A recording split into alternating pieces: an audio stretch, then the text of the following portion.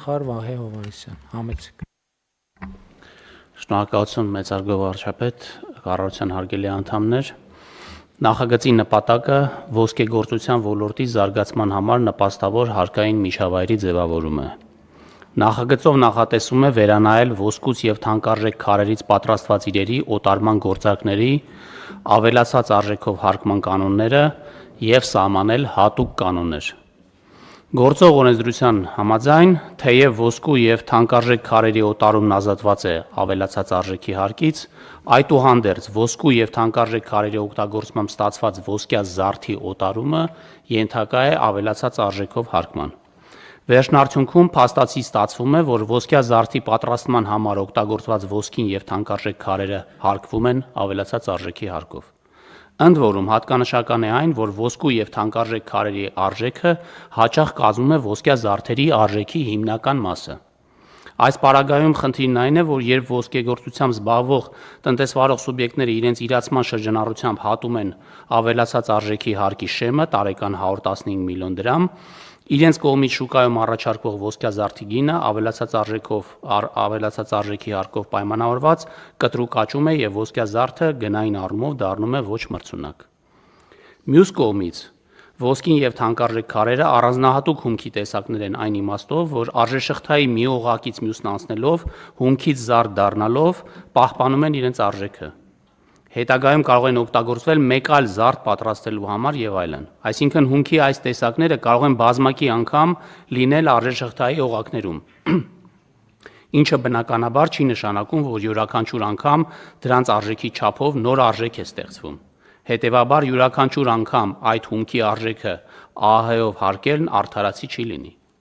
Վերոնշյալը հաշվի առնելով նախագծով առաջարկվում է սահմանել երկու առանձին կարգավորում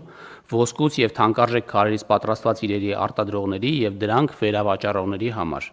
Մասնավորապես առաջին կարգավորումը արտադրողների համար առաջարկում է սահմանել,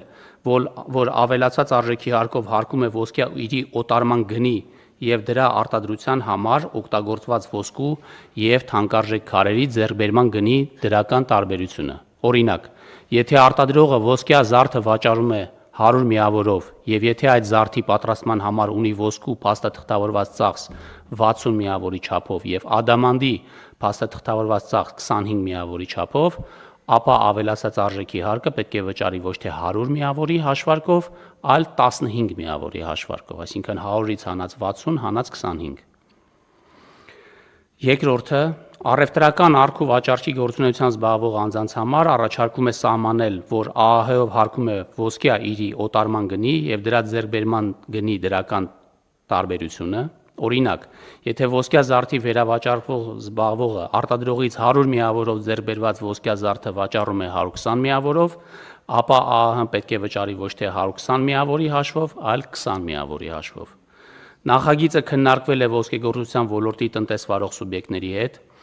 Ակնկալվում է, որ նախագծի ընդունումը էապես կբարելավի այս ոլորտում գործող հազարավոր տնտեսվարողների գործունեությունը եւ մեծապես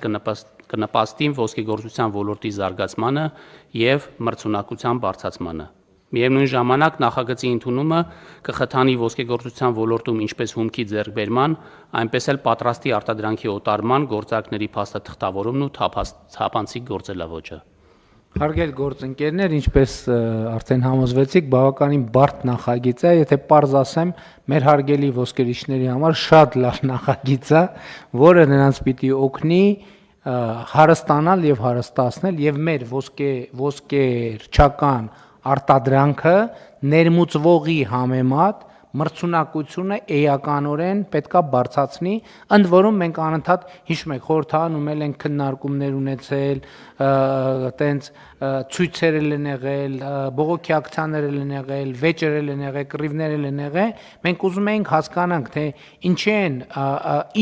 ինչ լրացուցիչ խնդրեմ կա, որ մեր հարգելի ոսկերիչներին ստիպում է գալ եւ այդ շրջանառության հարկից մի 2000 դրամ ներքև ամբողջը սենց միանգամից արգելակել։ Եվ էլի սենց բանով նամակագրությունով, կռիվով, վեճով, բանավեճով եւ այլն, եկանք հանգեցինք, որ ստեղ է խնդրեմը, որ ինչպես Պարոն Հովհաննիսյանը գեղեցիկ կերպով ձևակերպեց, բազմաթիվ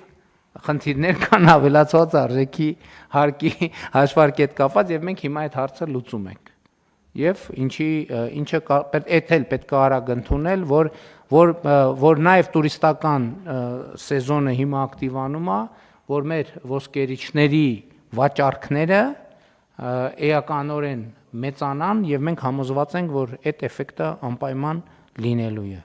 Հարցը դրվում է քվեարկության, ովքեր են դեմ որոշման ընդունմանը, դեմ չկա, որոշումն ընդունված է։ Հարգելի